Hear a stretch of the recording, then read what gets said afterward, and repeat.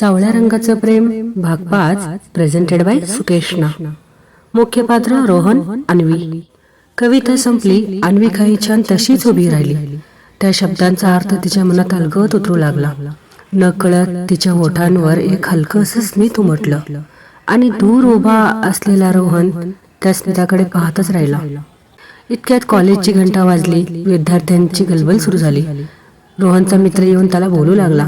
रोहन त्याच्याशी बोलताना मध्येच नोटीस बोर्डाकडे पाहू लागला, पण ती तिथे नव्हती. रोहनही त्याच्या क्लासरूमकडे वळाला.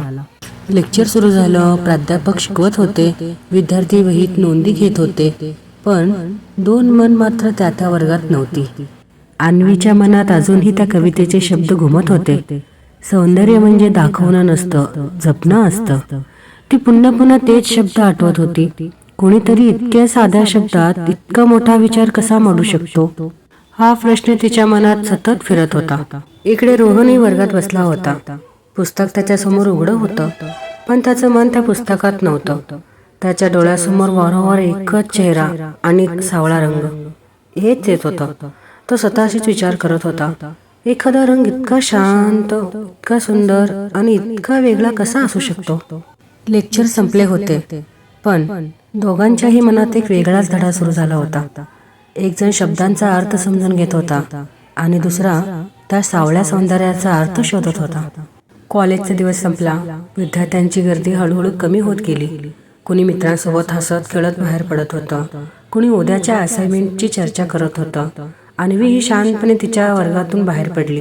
तिच्या मनात अजूनही त्या कवितांच्या शेवटच्या ओळी घुळत होत्या. सौंदर्य म्हणजे दाखवणं नसतं, जपणं असतं. हीच ओळ ती मनातल्या मनात म्हणत तिच्या वाटेने निघून गेली. आणि रोहन, तोही नेहमीप्रमाणे मित्रांसोबत हॉस्टेलकडे परतला. दिवसभराचा गोंधळ संपला. जेवण झालं. हॉस्टेलच्या कॉरिडॉरमध्येही आता शांतता पसरली होती. रूममधला त्याचा मित्र झोपला होता. रोहन मात्र जागच होता. त्याने हळूच खिडकी उघडली. बाहेर चंद्रप्रकाश पसरले होते.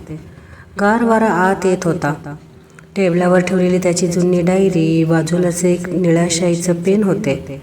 तो टेबलाजवळच्या खुर्चीवर येऊन बसला. काही क्षण चंद्राकडे पाहत राहिला. आज दिवसभरात घडलेले सगळे क्षण पुन्हा त्याच्या डोळ्यासमोर येऊ लागले. अन्वीचं कॉलेजमध्ये येणं, तिचं शांत चालणं, नोटीस बोर्डजवळ थांबणं, कविता वाचताना तिच्या ओठांवर उमटलेले ते हलकंसं हसू. रोहनने एक खोल श्वास घेतला. डायरीचं पहिलं पान उघडतो आणि लिहायला सुरुवात करतो.